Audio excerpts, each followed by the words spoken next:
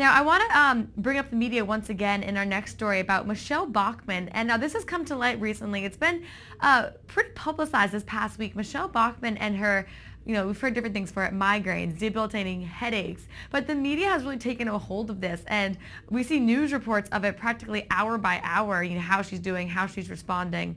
I guess let's first start off with the media standpoint. Do you think it's right of the media to be discussing her medical matters like this so openly? Yes, I do. I think when somebody's running for president, the media is allowed to examine, and there is great precedent for it, from Thomas Eagleton to John McCain to John Kerry. It has gone on forever. There were questions about the mentation of Ronald Reagan at the end of his career. There's constantly a reason to examine the president's well-being, and I don't think that should just start when he or she become president. It's as their candidates, and it has been that way. Rudy Giuliani was looked at it, and they're all looked at under a microscope, and that's what you sort of sign up for when you declare for the presidency. Well, Michelle Bachmann has since come out with her doctor's note saying that she is fit to run, that she is fit to be president. I guess now the question is, if you do believe the media can question a future president's medical capabilities, what do you think of Michelle Bachmann's? Do you think these headaches are something that the public should be concerned with? Well, yeah, anyone who knows a migraine sufferer knows that it is totally debilitating when that person gets a migraine. Whatever the triggers are, there doesn't seem to be a surefire way of actually not getting headaches or eliminating migraines completely. So it does chop off a couple of hours at least from the sufferer, and it's brutal. It's brutal to watch. It's brutal to share in.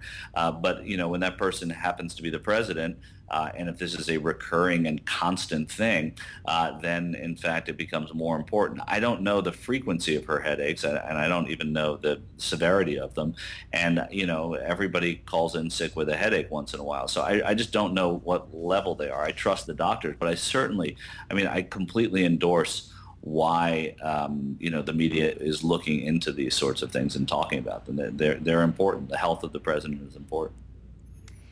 Well, now let's talk a little bit about our current president, President Obama, who's coming out with some interesting numbers. Now, obviously, a lot's going on right now in our nation, especially with the whole crisis going on with the debt ceiling as we're approaching that August 2nd deadline.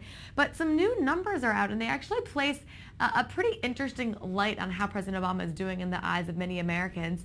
And they say that he is ranking in a sub 50%. Right now, he's holding at 47%. Now, what's interesting about this is that it's actually held steady in the past 3 months, even while our nation's economy has gotten quite rocky. Is this a positive then for the Obama administration? Well, yes, if a president gets through his lowest point and then finds that is his lowest point and then is able to sort of take an uptick or continue an uptick, especially at a time where people are sick of both the Congress and the White House, frankly, then it can only be a good sign for the president. And the fact that, if you think of it in an electoral way, that there is not a great deal of passion for anyone running for president on the Republican side, then he seems to be weathering something of a storm. I think a lot of it's going to have to do with the way that this is spun and how he comes out of this debt ceiling crisis. It is an August news cycle, which is always slower, and that the impact or the victory from that is always marginal. But if you think about the fact that since Obama